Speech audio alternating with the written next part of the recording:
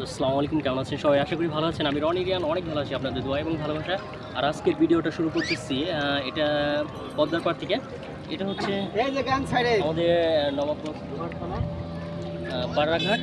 তো এখানে আছি আমি এখন, আর এখন এখান থেকে আমি শুরু করতেছি। আর সবচেয়ে এখানে দেখেন আজকে শুক্রবার, তো আমার পাশে কিন্তু এখানে অনেক মানুষের ঘোরাঘুরি করার জন্য আসছে। তো আমিও আসছি, আর এখানকার ওয়েদারটা কিন্তু একদম অসাম।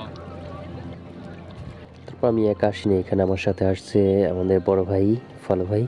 তো যাই হোক, আমরা ফালু ভাইকে নিয়ে তারপরে ওদিকে আছে আরিফ। তো আমরা অনেকেই আসছি এখানে ঘোরার জন্য। আর সবচেয়ে বড় কথা হচ্ছে কি যে 3 বছর পরে যখন বিদেশ থেকে এসেছি, তো আসার পরে আসলে পদ্মাটা মানুষের সাথে এমনভাবে কানেক্ট, আর আমরা যারা গ্রামে থাকি এখানে আমরা যতই আসি ততই ভালো লাগে, তো বারবারই আসতে ইচ্ছে করে। তো আর আসবোই বা না কেন, আমরা যতক্ষণই সময় পাই তখনই একটু আসার চেষ্টা করি। তো দেখেন কত সুন্দর ওয়েদার অ্যান্ড কত সুন্দর লোক, দারুণ তাই না?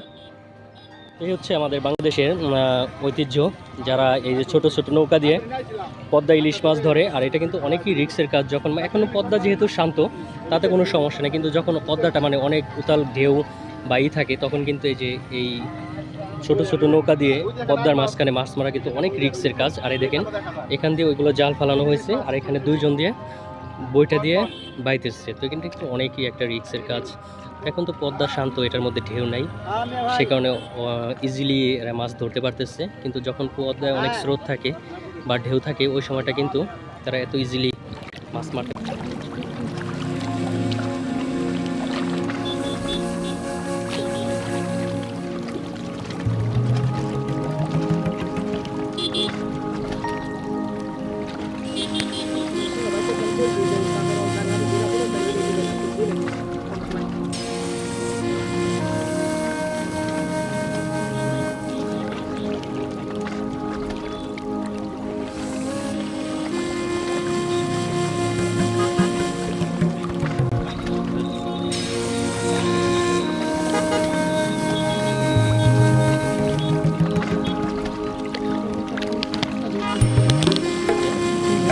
মানে কিছুক্ষণের মধ্যে সূর্যটা ডুবে যাবে।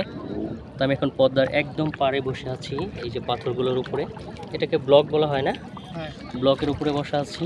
তো এখান দিয়ে পাড় দিয়ে অনেক মানুষ আছে যারা ঘুরতে আসছে, যেহেতু আজকে ফ্রাইডে, তো সবার ছুটি, তো সে কারণে সবাই ঘোরার জন্য আসছে।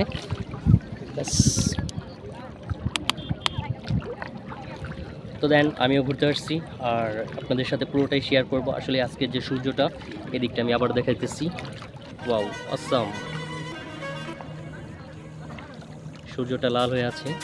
আর এখন পর্দার পাড়ে যে বসায়, একটু পরে সন্ধ্যার আজান দিব, কিন্তু একদম এখনকার যে পরিবেশটা, ওয়েদারটা একদমই অসাম।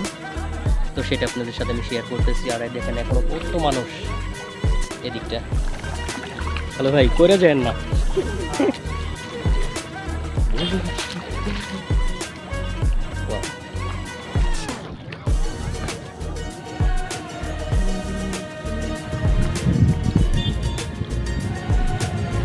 এখানে পদ্মার পাড়ায় এসে যে একটা গান মনে পড়ে গেল, তুমি নদীর ঘাটে দাঁড়ায়ও না, এলো চুলে বাতাস লাগে না আমার পালে, না বাতাস লাগে না আমার পালে।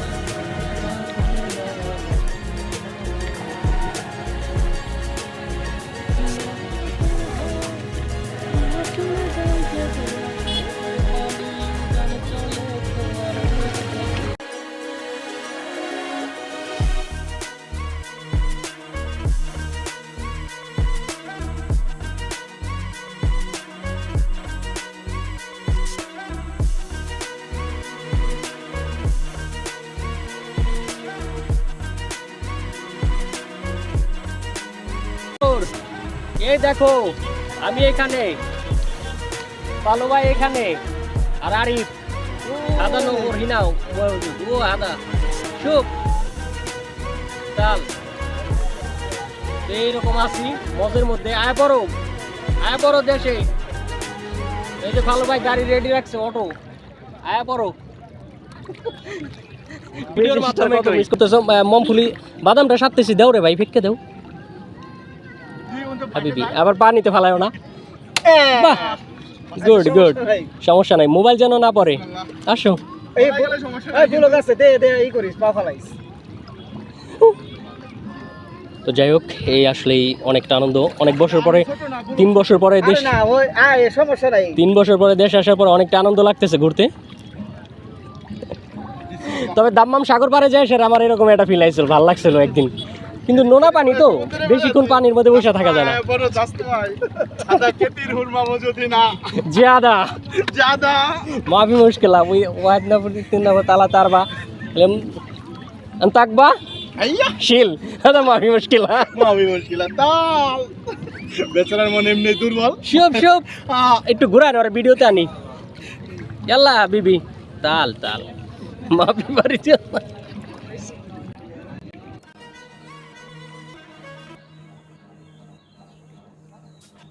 তো যাই হোক, এখন চলে আসলাম ভিডিওর লাস্ট মুহূর্তে, শেষ অধ্যায়। তো সবাই ভালো থাকবেন, সুস্থ থাকবেন, আর আজকের মতো এ পর্যন্তই। দেখা হবে অন্য কোনো ভিডিওতে। ততক্ষণ ভালো থাকবেন, আর যারা এই জায়গাটাকে চেনেন তারা অবশ্যই কমেন্ট করে জানাবেন।